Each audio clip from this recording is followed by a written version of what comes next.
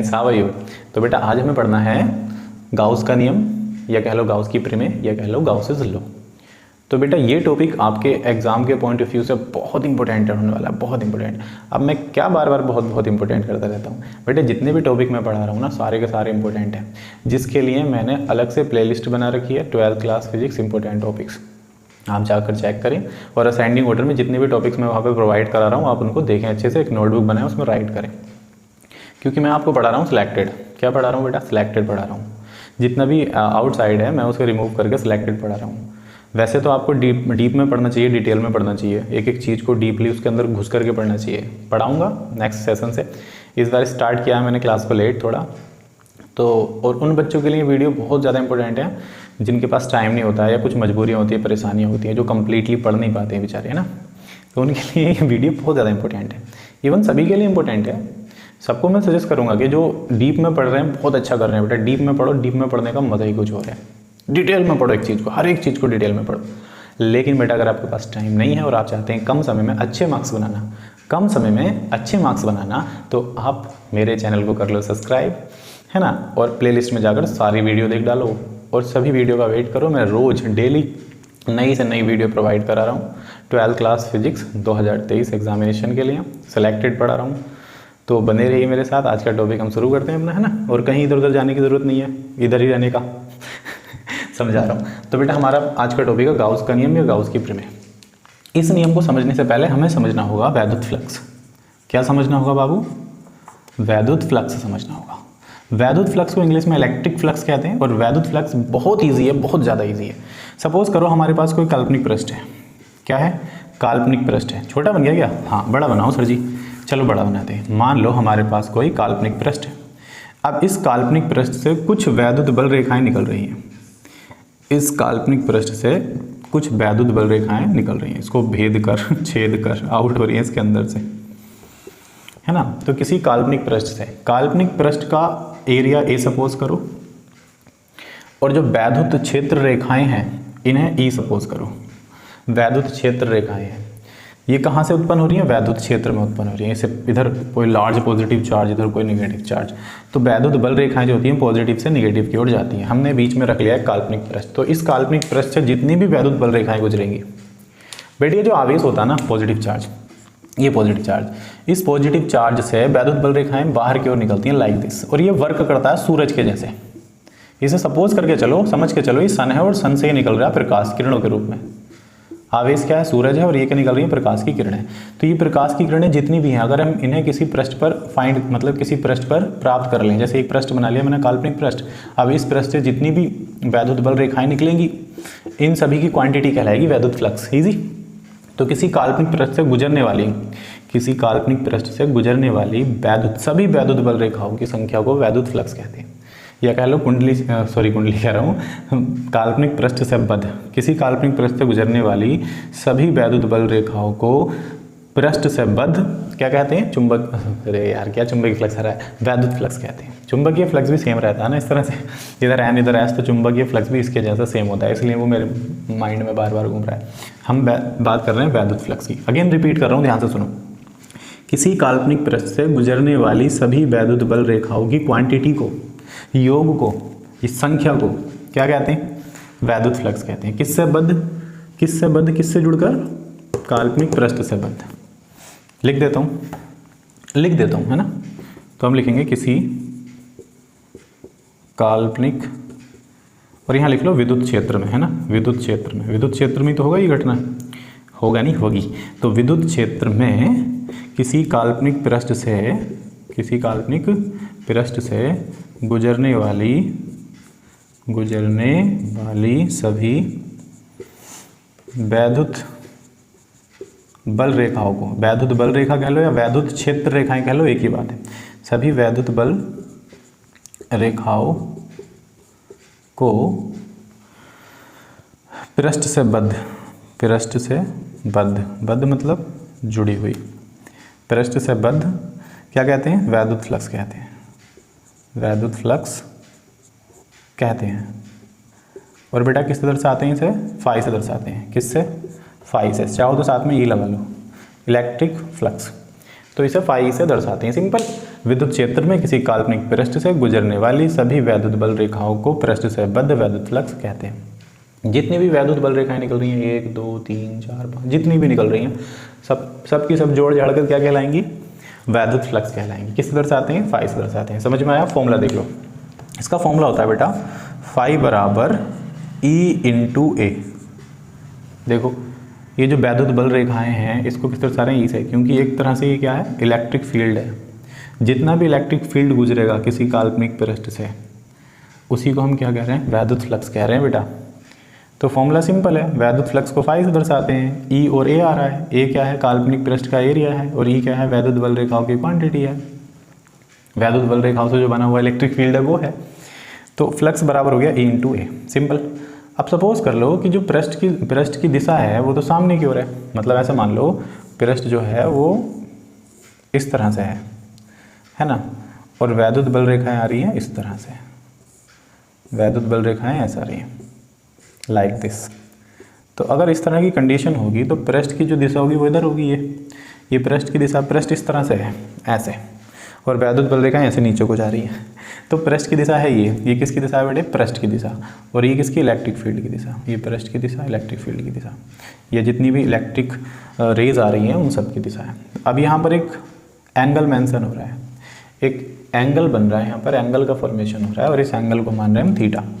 अब इस कंडीशन में फॉर्मूला ये होगा बेटे, फाई बराबर E/A cos थीटा।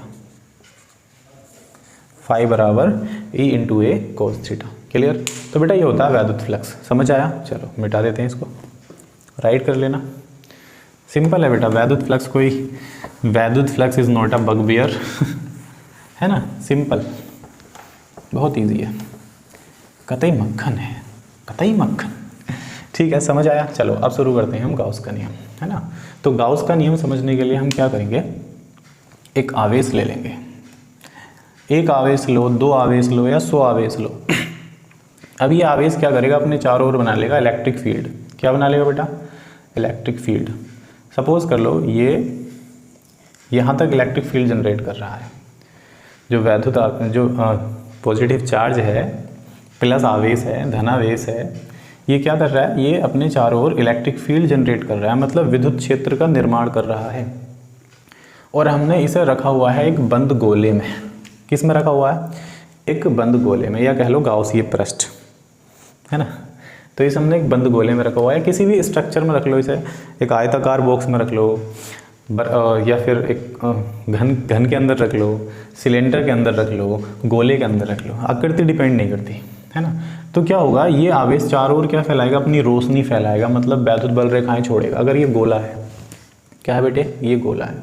वैसे तो इसे गाउसीय लूप कह सकते हैं हम, है ना, गाउसीय पृष्ठ कह सकते हैं इसे। सपोज करो ये गोला है। अब इसके अंदर ये जो आवेश है ये क्या फैला रहा होगा? वैद्युत बल रेखाएं। अब यहाँ से एक होल कर देते हैं, यहाँ से एक होल कर देते हैं, होल, एक छेद कर दिया हमने यहाँ से। ये बंद था कम्प्लीटली ऐसा गोल राउंडेड, थोड़ा पिचका उचका हो सकता है, आकृति डिपेंड नहीं करती ना, स्ट्रक्चर डिपेंड नहीं करता, सिंपल सी बात। तो हमने अगर थोड़ा सा होल कर दिया, हल्का सा पृष्ठ खोल दिया यहाँ से क्या खोल दिया? हल्का सा पृष्ठ। तो इससे क्या गुजरेंगी? सभी वैद्युत बल रेखाएं जितनी गुजर सकती हैं यहाँ से गुजरेंगी। वैद्युत बल रेखाएं इस पृष्ठ से गुजरेंगी। तो अगर इस पृष्ठ से वैद्युत बल रेखाएं गुजर रही हैं तो वो क्या कहला रही हैं? वैद्युत फ्लक्स कहला रही हैं। सिंपल, किसी पृष्ठ से गुजरने वाली सभी वैद्युत बल रेखाओं की क्वांटिटी को वैद्युत फ्लक्स कहते हैं। सपोज कर लो एक गोल बॉल है, गेंद है, और उसके अंदर एक बल्ब रखा हुआ है। अब बल्ब क्या करेगा? गेंद के अंदर रोशनी कर देगा। हम क्या करेंगे? गेंद का एक छोटा सा पीस काटेंगे तो वहाँ से रोशनी निकलेगी। तो वहाँ से जो रोशनी निकल रही है उसे सपोज करो क्या है? वैद्युत फ्लक्स। यही कंडीशन यहाँ क्रिएट हो रही है। तो आवेश से जितनी भी वैद्युत बल रेखाएं निकल रही हैं, निकल रही हैं, सबकी सब क्या कहला रही हैं? जोड़ जाड़ कर वैद्युत फ्लक्स। किससे बद्ध? इस पृष्ठ से बद्ध, जुड़ी हुई। इतना समझ में आया? ठीक। अब यहाँ से इस पृष्ठ तक की दूरी मान लो r। क्या मान लो बेटे? r मान लो, है ना। Q से यहाँ तक की दूरी क्या मान ली? r। और ये क्या है? गोला है बेटे। क्या है ये? गोला। सपोज करो इसे गोला, या गोल आकृति सपोज कर लो बेटे, गोल आकृति है ये। सर जी गोल तो लग ना रही, गोल ना लग रही, लो गोल बना लो। क्या जा रहा है भाई हमारे पास से? इंक जा रही है थोड़ी सी सर, कैसे भी बना लो, गोल स्ट्रक्चर बना लो। चलो गोल हो गया, लो भाई गोल हो गया सर जी, अब तो सही है। अब यहाँ से क्या निकल रहा है अभी, वैद्युत फ्लक्स आउट हो रहा है। हमने Q से यहाँ तक की दूरी को मान लिया R, और यहाँ रख लेते हैं एक टेस्ट चार्ज। क्या रख लेते हैं, एक टेस्ट चार्ज रख लेते हैं, परीक्षण आवेश रख लेते हैं, ठीक है। अब हमें लिखना है किसका नियम, गाउस का नियम। तो बेटा गाउस का नियम क्या है, तो बेटा डेफिनेशन क्या होगी, अगर हम लिखना चाहें तो डेफिनेशन होगी, नियम होगा किसी बंद पृष्ठ से क्या है बेटा, ये एक बंद पृष्ठ है, तो किसी बंद पृष्ठ से गुजरने वाला वैद्युत फ्लक्स, किसी बंद पृष्ठ से गुजरने वाला वैद्युत फ्लक्स बंद पृष्ठ के अंदर उपस्थित आवेश का, बंद पृष्ठ के अंदर उपस्थित कुल आवेश का 1/ε0 गुना होता है। अगेन मैं लिख देता हूं, किसी बंद पृष्ठ से, किसी बंद पृष्ठ से गुजरने वाला वैद्युत फ्लक्स, वैद्युत फ्लक्स तो समझ गए ना क्या होता है, पहले समझाया था इसीलिए। ओहो आ गई तू। अगेन रिपीट करता हूँ, किसी बंद पृष्ठ से गुजरने वाला वैद्युत फ्लक्स उस पृष्ठ के अंदर उपस्थित कुल आवेश का, कुल आवेश का 1/ε0 गुना होता है, 1/ε0 गुना होता है। बेटा ये नियम है, बस सिंपल है ना, इजी। रिपीट करता हूँ एक बार फिर, किसी बंद पृष्ठ से गुजरने वाला वैद्युत फ्लक्स, देखो ये बंद पृष्ठ था, इससे गुजरने वाला क्या, वैद्युत फ्लक्स, उस पृष्ठ के अंदर उपस्थित कुल आवेश का, इस पृष्ठ के अंदर उपस्थित क्या, कुल आवेश, कितना भी आवेश हो, है ना, उस आवेश का 1/ε0 गुना होता है ना। अब इसका सूत्र बना लेंगे, तो फ्लक्स को किस तरह से आते हैं, फाई से, तो फाई बराबर क्या है, कुल आवेश का, कुल आवेश सपोज कर लो Q है, Q का आवेश क्या है, Q है, क्या है आवेश, Q है, कितना होता है, 1/ε0 गुना होता है। तो का की जगह आप गुणा लगा सकते हैं, कुल आवेश का 1/ε0 गुना होता है, Q की गुणा 1 से कर देंगे तो Q ही कम Q बटे में ε0, ठीक बेटा। तो ये हो गया फॉर्मूला किसका, गाउस के नियम से बना हुआ फॉर्मूला या गाउस की प्रमेय। अब बात करेंगे कि सर जी इसका मात्रक भी बता दो। अच्छा हमने ये तो सीख लिया ना कौन सी राशि है ना, ये अदिश राशि है, फ्लक्स में वानी आ रहा अदिश राशि है।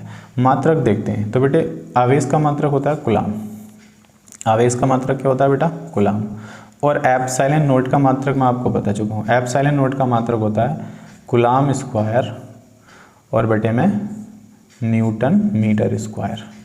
ε0 का मात्रक क्या होता है, कुलाम स्क्वायर बटे में न्यूटन मीटर स्क्वायर। अब ये न्यूटन मीटर स्क्वायर आ जाएगा, ऊपर आएगा, तो न्यूटन मीटर स्क्वायर और साथ में क्या, कुलाम बटे में क्या, कुलाम स्क्वायर, एक कुलाम से एक कुलाम कट गया तो एक सी बचा नीचे, तो मात्रक आ गया न्यूटन मीटर स्क्वायर प्रति कुलाम। क्या मात्रक आ गया बेटा इसका, न्यूटन मीटर स्क्वायर प्रति कुलाम। आप चाहें तो इसकी बीमा भी लिख सकते हैं, लिख सकते हैं ना बीमा। देखो बीमा भी यहीं बता देता हूँ, बीमा क्या होगी भाई, न्यूटन की बीमा क्या होती है, mLt-2, mLt-2। न्यूटन की बीमा क्या होती है, mLt-2।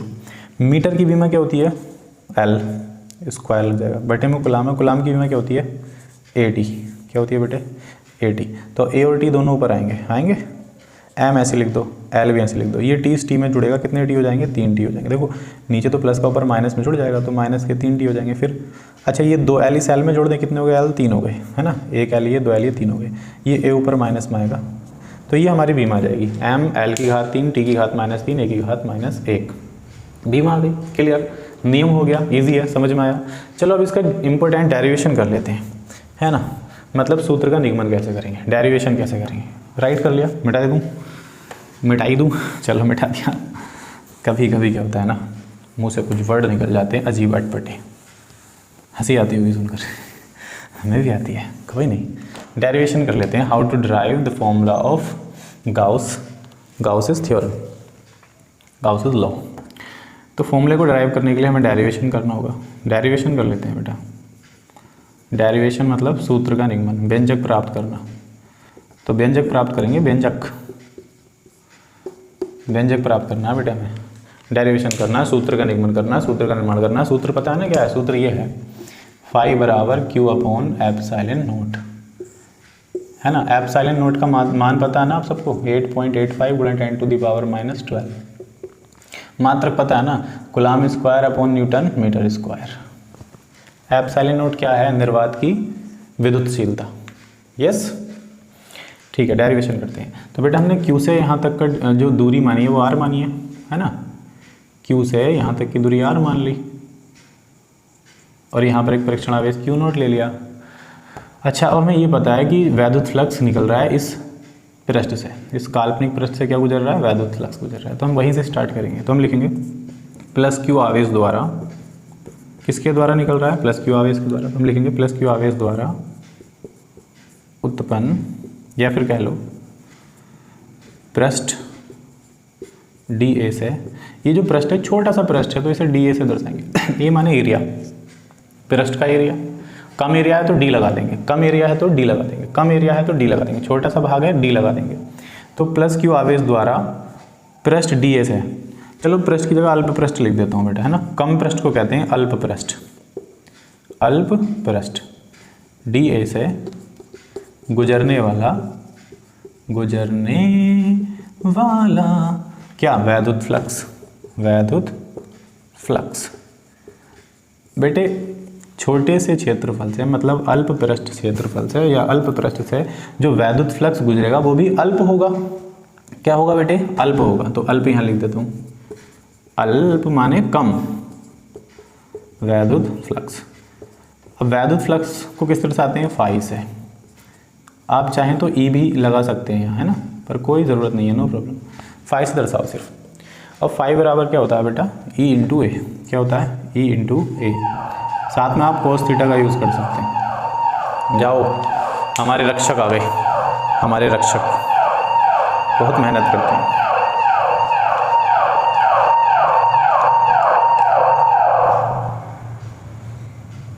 शुक्रिया भाई, सब चले गए, ठीक है। तो प्लस Q आवेश द्वारा अल्प पृष्ठ DA से, प्लस Q आवेश द्वारा अल्प पृष्ठ छोटे से पृष्ठ DA से गुजरने वाला अल्प वैद्युत फ्लक्स, कम वैद्युत फ्लक्स। फॉर्मूला, अच्छा कम के लिए क्या लगाएंगे बेटे? यहाँ D ना लगा दें कम के लिए, और यहाँ भी कम क्षेत्रफल है तो D ना लगा दें यहाँ, D को हटा दिया, DA लगाएंगे ना। साफ करके लिखो सर। ओके, आज बड़ा मिटाना पड़ रहा है। DA cos theta, clear. अब बेटा हम सब जानते हैं कि अगर यहाँ पर हमने परीक्षण आवेश रखा है और यहाँ पर भी एक आवेश है, तो इस आवेश से इस आवेश तक की दूरी को अगर हमने R मान लिया है तो यहाँ विद्युत क्षेत्र की तीव्रता भी जनरेट होगी।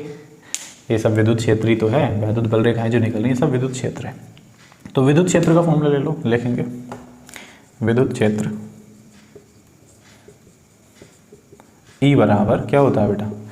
E बराबर होता है 1/4 pi epsilon note into Q upon R square, Q upon R square. देखो ये क्या है? विद्युत क्षेत्र। Q ये रहा, Q ये रहा, एक Q लेना है इसमें से, जो फीलिंग ले रहा है, जो मजे ले रहा है ना विद्युत क्षेत्र के, Q नोट Q मान लिया चलो कुछ समय के लिए, वो ले लेना है हमें। ये चलो Q नोट ही लिख दो, कोई फर्क नहीं पड़ता, है ना। वो लिख लिया हमने Q नोट, ये जो फीलिंग ले रहा है बैठा हुआ मजे से। और बीच की दूरी क्या है? R है ना। तो विद्युत क्षेत्र का फॉर्मूला क्या बन जाएगा? 1/4 pi epsilon note Q naught upon R square. अब ये जो विद्युत क्षेत्र का फॉर्मूला E बराबर, ये यहाँ रख दो E के स्थान पर, है ना। इसे आप चाहो तो समीकरण 1 मान सकते हो, समीकरण 1। तो हम लिखेंगे E का मान समीकरण 1 में रखने पर, समीकरण किस में बेटे? 1 में रखने पर, समीकरण 1 को उठा लो उधर से। फाई बराबर क्या है बेटा? फाई बराबर है E into DA cos theta. अब सॉरी यहाँ D लगा, है ना, D फाई बराबर, तो E की जगह E की वैल्यू लगा देते हैं। मिटा दूँ क्या? नहीं, दूसरी लाइन में लिखो सर, ठीक है। E की वैल्यू कितनी है? E की वैल्यू है ये 1/4 pi epsilon note into Q naught upon R square, साथ में क्या? DA, अरे तू जा रहे है, DA कोस थीटा, ठीक है। अब हमें क्या करना है बेटा? अब ये तो वैद्युत फ्लक्स आया कहाँ से? इस छोटे से पृष्ठ से। सपोज कर लो हमें पूरे गोले से, जितना भी पृष्ठ है टोटल, पूरे गोले से फाइंड करना है कि कितना वैद्युत फ्लक्स आउट होगा। पूरे गोले का वैद्युत फ्लक्स फाइंड करना है तो क्या करेंगे? समाकलन करेंगे। क्या करेंगे? समाकलन। अगर थोड़ा सा मान फाइंड करना है तो D लगा दो, और अगर पूरे गोले पर मान फाइंड करना है छोटे छोटे पीस बना करके, तो अलग अलग फाइंड करने की नीड नहीं है, समाकलन कर देते हैं बेटे, समाकलन। क्या कर देते हैं? समाकलन। तो हम लिखेंगे समाकलन करने पर, समाकलन करने पर। समाकलन जानते हो? नहीं जानते? मैं बताता हूँ। तो बेटे समाकलन का सिंबल है ये, समाकलन में हम ये लगा देते हैं इंटीग्रेशन। तो समाकलन d फाई बराबर, यहाँ भी समाकलन लगा देंगे, 1/4 pi epsilon nought into q nought upon r square, साथ में क्या है बेटा? आर स्क्वायर के साथ में है dA cos थीटा। अब समाकलन क्या करता है? समाकलन पीछा करता है डी का, डी को ख़त्म करना चाहता है समाकलन। इधर आओ, इधर आओ मेरे बच्चों। समाकलन किसे ख़त्म करता है? डी को। तो यहाँ से ही समाकलन डी को ले जाएगा, क्या बचेगा? 5 बचेगा। यहाँ ये समाकलन डी के पीछे आ जाएगा, डी के पीछे, डी है यस। तो बाकी सब पीछे ले आओ, 1/4 पाई एप्सिलॉन नॉट, ये क्यू नॉट भी इधर आ जाएगा। चलो 1 से गुणा कर लेगा, ये आ गया क्यू नॉट। तो समाकलन के साथ क्या रह गया? dA cos theta, dA cos theta, और बटे में क्या रह गया बेटे? R square. अब आपको ये समझना है dA cos थीटा, dA क्या है? इस पृष्ठ का क्षेत्रफल है। अगर कंप्लीट क्षेत्रफल की बात करेंगे तो स्ट्रक्चर कैसा है? गोल है, गोला है, तो गोले का पृष्ठीय क्षेत्रफल लगाएंगे बेटे। क्या लगाएंगे? गोले का पृष्ठीय क्षेत्रफल। तो ये लिखेंगे, क्योंकि गोले का जो पृष्ठीय क्षेत्रफल होता है, मतलब यहाँ पर हम लिख देंगे, क्या लिख देंगे? हम लिख देंगे कि dA cos थीटा बराबर होता है 4 पाई आर स्क्वायर, समाकलन के साथ क्या होता है? 4 पाई आर स्क्वायर। 1 मिनट, इसे मिटा के लिखते हैं, साफ नहीं आ रहा है, मज़ा नहीं आ रहा, मज़ा क्या नहीं आ रहा? मज़ा नहीं आ रहा। तो हम ये लिखेंगे बेटे, गोले का पृष्ठीय क्षेत्रफल क्या होता है? गोले का जो एरिया होता है पृष्ठीय क्षेत्रफल, वो होता है 4 पाई आर स्क्वायर। क्या होता है बेटा? 4 पाई आर स्क्वायर। तो अब यहाँ से समाकलन जाएगा और क्या आएगा? 4 पाई आर स्क्वायर आएगा, Q nought upon 4 pi epsilon not लिख देते हैं ऐसे। साथ में क्या है? समाकलन के बाद क्या आएगा यहाँ पर? 4 पाई आर स्क्वायर, बटे में भी क्या है? R square. ये हट जाएगा, तो आर स्क्वायर से आर स्क्वायर कट जाएगा, और 4 पाई से 4 पाई कट जाएगा। तो फाइनल रिजल्ट क्या निकलेगा? Q nought upon epsilon not, Q nought upon epsilon not. Q not मान लो या क्यू मान लो, यहाँ फ़र्क नहीं पड़ता, एक ही बात है। तो बेटा इस तरह से निगमन हो जाएगा किसका? गाउस के नियम का। तो गाउस के नियम से जो सूत्र का निगमन करेंगे वो इस तरह से करेंगे, इस तरह से रूल फॉलो करेंगे और सॉल्व कर देंगे। यहाँ परेशान होने की कोई ज़रूरत नहीं है बेटा। ए क्या है? Area of sphere. स्फेयर का एरिया यानी कि गोले का जो क्षेत्रफल होता है 4 पाई आर स्क्वायर होता है बेटा। क्या होता है? 4 पाई आर स्क्वायर। कोस थीटा मतलब अगर हम सीधी रेखा ले लेंगे, वैद्युत बल रेखा, और पृष्ठीय क्षेत्र की भी दिशा इधर ही है, तो थीटा कोण बनता है 0 डिग्री, और कोस 0 डिग्री का मान होता है 1। तो 1 से गुणा करके तो ये रहने वाला है, इसीलिए 4 पाई आर स्क्वायर अपॉन में क्या? आर स्क्वायर से आर स्क्वायर कट गया, 4 पाई से 4 पाई कट गया, जो बचा वो हमारा आंसर है। समझ आया? ठीक है बेटा। तो आज के लिए इतना ही, इंपॉर्टेंट टॉपिक है, तो लिख करके कवर करें, फिर मिलेंगे कल नेक्स्ट वीडियो में। तब तक के लिए बाय।